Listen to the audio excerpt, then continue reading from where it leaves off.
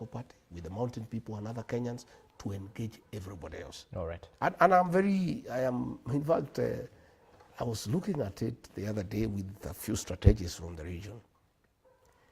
And if we agree to support Kalonzo Musyoka, if we don't think we have the numbers, our first priority is that we are going to have a presidential candidate for the mountain. And we'll appeal to other Kenyans to support us. If we find it's not feasible, we'll support others. Kalonzo is an option. We looked at his numbers, our numbers and other numbers, and it's doable. Raila's is even more exciting, yeah, because Raila already has 6.8 million. We only beat him by 200,000 votes. If we agree to support him, we could. I told you it's a possibility. With the 6.8 plus our 6, I've looked at his voting pattern. He normally votes between 10 and 11 a.m. If we agree to support him, before he votes, he'll be president. That you can take to the bank. Okay. We are looking at the Mulembe Nation. Okay. Their numbers are huge. A presidential candidate from the Mulembe Nation, supported by the Mulembe Nation when they are united. And I told them, I addressed them through the FM station. I said, Mulembe Nation, please unite. If the Mulembe Nation united and they have a candidate and we from the mountain supported them, they'll be president by 12 o'clock. The same with Matiang'i. So those are the discussions. Yep. And I want to confirm to the people of Kenya that we, the mountain people, are not selfish. We are very selfless. We will do anything for this country.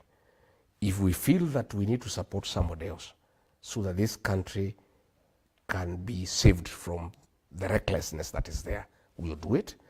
We are on record that we have supported another candidate from another area, William Ruto, in a very difficult election, and he became president. So can you support William Ruto again? Is that no, William Ruto, we cannot support him.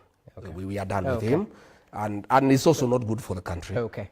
I have to take you back because I asked you, why are you making sure that you will decampaign members of parliament, not based on their track record, but because of their allegiance, their political allegiance? I am not decampaigning anybody for whatever reason. The mountain people hate betrayal. Ask William Ruto, he's a beneficiary of the community's district for betrayal. But they are even more angry when they are betrayed by their own. The community has told me. It's not me, I don't have a problem. By the way, I'm a very forgiving man. I'm a very staunch Christian. My wife here is a pastor, and she talks to me about forgiveness all the time. And she doesn't allow me to have a bitterness. She makes sure that I'm always amiable and open to forgive anybody. Okay. All those people who were against me, I've forgiven them. But they were also against the community. They made sure the community is embarrassed. The community became the laughing stock of other communities. When other communities are rallying behind their own, them, for cheap money, they betray their own community. The community has an issue with them. It's not me. And if they come to me and persuade me that they'll work for the best interest of the community and the country, I am willing to take them along. So if your people tell you but they have to work a job with President William Ruto, but they have a job, the people have already told me they don't want. Okay. Already, I've consulted them and I asked them. I asked them, can I work with William Ruto? They said no. He has betrayed us. It's over. That's it. He cannot. We don't. Betrayal in my community is a taboo. It's an abomination. It is never forgiven. It is punished. And I can tell you, many people that I've talked to will come up will be on the queue at 3 a.m. not to vote for anybody, but to vote somebody out. So those MPs, let them go and talk to the people, not me. I have no problem against them. Let them go and convince the people who elected them that they'll work for their best interest, that they will not put their stomachs first, that they will not be used by William Ruto against the community. Because what is annoying the community is when the president has put people together in a meeting to abuse the community and call them tribalists and call them stupid and call them primitive. members of parliament and senate from our area normally clap for him.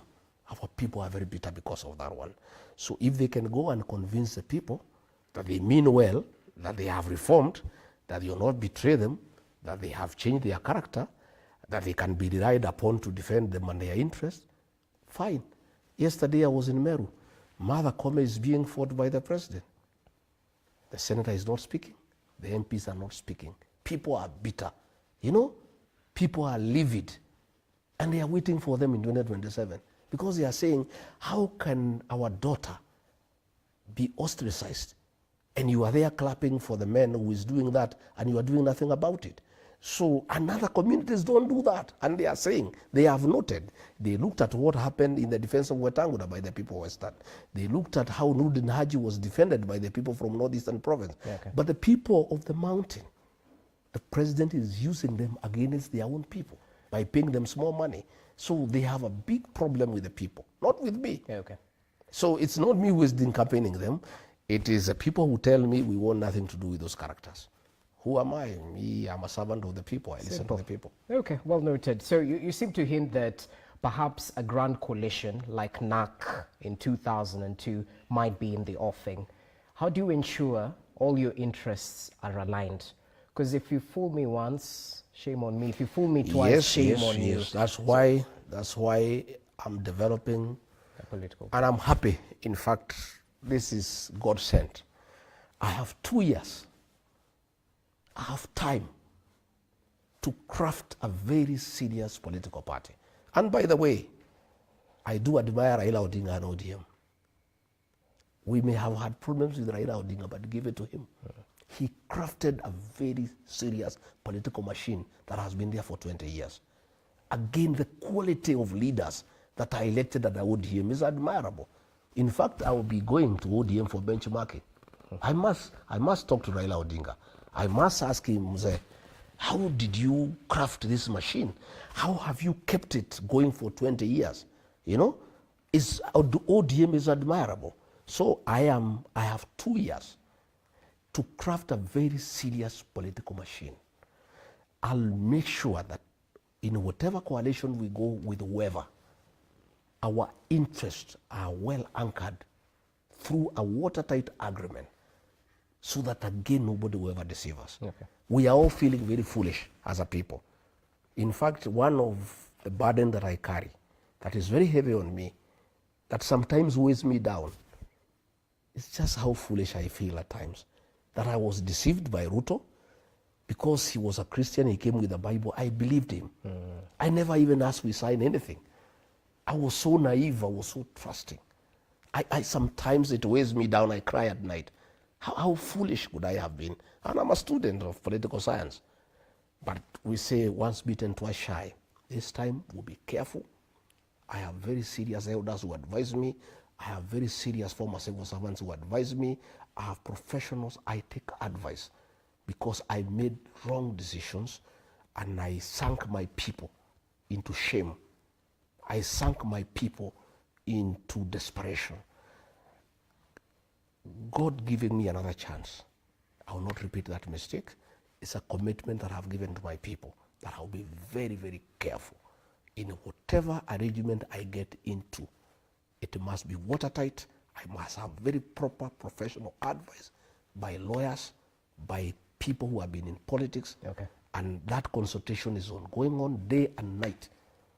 You know, I sleep past midnight every day. I consult and I'll continue consulting.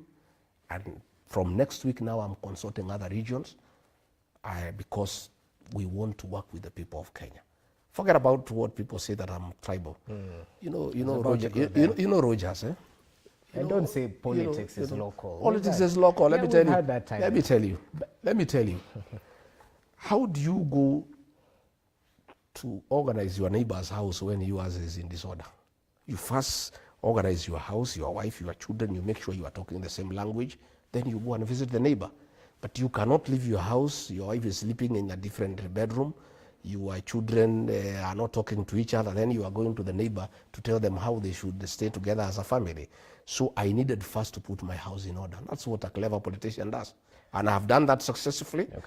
Now that I have completed the unity of my people. And by the way, the president tried to divide Mount Kenya East and West. I stopped him and I'll never allow him. It will never happen. And that is why Embu is a no-go zone for him.